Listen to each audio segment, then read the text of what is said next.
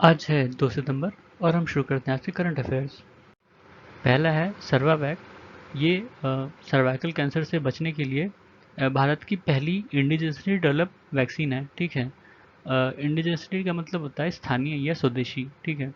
इसको बनाया है SII, जिसको फुल फॉर्म है सीरम इंस्टीट्यूट ऑफ इंडिया। एक प्राइवेट संस्था है जो कि पुणे में है, और इसको मान्यता दी है drug controller general of India ने जुलाई में। ठीक है। और ये एक क्वाड्रीवैलेंट वैक्सीन है। क्वाड्रीवैलेंट मतलब जो HPV होता है, जो सर्वाइकल कैंसर को मतलब कारक है, जो ह्यूमन पैपिलोमा वायरस HPV। ठीक है। उसके कारण ये सर्वाइकल कैंसर होता है, और उसके 4 स्ट्रेन होते हैं। ठीक है। वो चारों ही स्ट्रेन कैंसर कर सकते हैं, सर्वाइकल कैंसर कर सकते हैं, तो उन चारों से ही ये बचाएगा। ठीक है। और इसको बनाने में SII की मदद की है biotechnology industry research assistant council, BIRAC, जो कि डिपार्टमेंट ऑफ बायोटेक्नोलॉजी के अंडर में आता है, और मिलिंडा एंड गेट्स फाउंडेशन। इन 3 संस्थाओं ने मिलकर ये डेवलप किया है। SII मैन्युफैक्चर भी करती है, तो ऑब्वियस है उसने ही मैन्युफैक्चर किया है। उसके बाद है क्राइमैक। क्राइमैक मतलब क्राइम मल्टी एजेंसी सेंटर। इसको 2020 में लॉन्च किया गया था मिनिस्ट्री ऑफ होम अफेयर्स के द्वारा। इसमें जो भी क्राइम होते हैं और क्रिमिनल होते हैं, उनकी इन्फॉर्मेशन को शेयर करने की बात कही गई थी। जितनी भी लॉ इन्फोर्समेंट एजेंसीज हैं, चाहे वो सेंटर की हों या स्टेट की हों, जैसे स्टेट पुलिस वगैरह होती हैं, उनकी CID होती है। ठीक है। और उसके लिए बनाया गया था। फिर ban on single use plastic. अपने यहाँ सिंगल यूज़ प्लास्टिक इस साल जुलाई की 1 तारीख से बैन हो गया। ठीक है। उसकी manufacturing, import, stocking, distribution, sale, use सब कुछ बैन हो चुका है, क्योंकि इनमें बहुत ज़्यादा पोटेंशियल होता है लिटरिंग करने का। लिटरिंग मतलब होता है जो हम देखते नहीं, पन्नी वन्नी फेंकी रहती है, वही चीज़ लिटर करना। ठीक है। और इसको बैन किया है ministry of environment, forest and climate change. ठीक है। MOEFCC इसको कहते हैं शॉर्ट फॉर्म में। और इसके पहले भी कुछ नियम आए थे, जैसे plastic waste management amendment rules 2021। इसमें जो 75 माइक्रोन से कम की थिकनेस वाली प्लास्टिक होती है, उस पर बैन लगाया गया था। मतलब क्योंकि प्लास्टिक बहुत ज़्यादा डक्टाइल होता है। डक्टाइल मतलब उसको खींच सकते हो, इतना पतला बना सकते हो कि वो पता ना चले। ठीक है। और दिक्कत क्या होती है कि जो जितना पतला प्लास्टिक होता है, वो डिग्रेड नहीं होता। ठीक है। तो इसलिए उसकी थिकनेस बढ़ाने की बात की जाती है हमेशा। तो जो 75 माइक्रोन है, इसको बढ़ा के अभी 120 माइक्रोन तक किया जाएगा दिसंबर 2022 तक। ठीक है। तो उससे कम, उससे उससे पतला ये जो पॉलीथीन होगी या कोई भी प्लास्टिक का सामान होगा, वो नहीं बनेगा। ठीक है।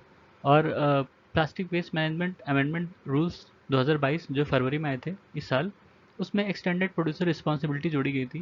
एक्सटेंडेड प्रोड्यूसर रिस्पॉन्सिबिलिटी मतलब होता है कि जो भी मैन्युफैक्चरर है उस प्लास्टिक का, पैकेज का, या जो भी चीज़ है, उसको वही जो है डिस्पोज करेगा, कलेक्ट करेगा, डिस्पोज करेगा। ठीक है। तो ये 2-3 नियम थे। उसके बाद project and trends of school enrolment by 2025। ये एक स्टडी है जो कि NCERT की एक संस्था है, एजुकेशनल सर्वे डिवीजन। ठीक है। उसने ये स्टडी की और पाया कि जो स्कूल में इनरोलमेंट है प्राइमरी सेक्शन में बच्चों का, मतलब ग्रेड 1 टू ग्रेड 5 तक, ग्रेड 1 टू ग्रेड 5 में बच्चों का जो एनरोलमेंट है वो कम होता जा रहा है। 2011 के बाद से देखने को मिला है। उसके पहले ठीक ठाक बढ़ रहा था, पर जो अभी ओवरऑल एनरोलमेंट है वो कम हो रहा है, और ऐसा कहा जा रहा है कि 2025 तक ये घटता हुआ ही दिखेगा, शायद पॉपुलेशन की वजह से। फिर है नुआखाई एग्रीकल्चर फेस्टिवल। ये उड़ीसा में मनाया गया। ये गणेश चतुर्थी के एक दिन बाद मनाया जाता है। ठीक है। उसके बाद INS Vikrant. INS Vikrant India का पहला इंडिजिनस एयरक्राफ्ट कैरियर है। इंडिजिनस मतलब स्वदेशी, भारत में निर्मित है। इसके पहले भी हमारे पास एयरक्राफ्ट कैरियर थे। ठीक है। पर वो रशिया के थे, और एक UK से लिया गया था। ठीक है। 2 थे। जो सबसे पहला था उसका नाम भी INS विक्रांत ही था। दूसरा वाला विक्रमादित्य है, वो अभी भी चल रहा है। ठीक है। और एक और था विराटशन। ठीक है। 3 थे।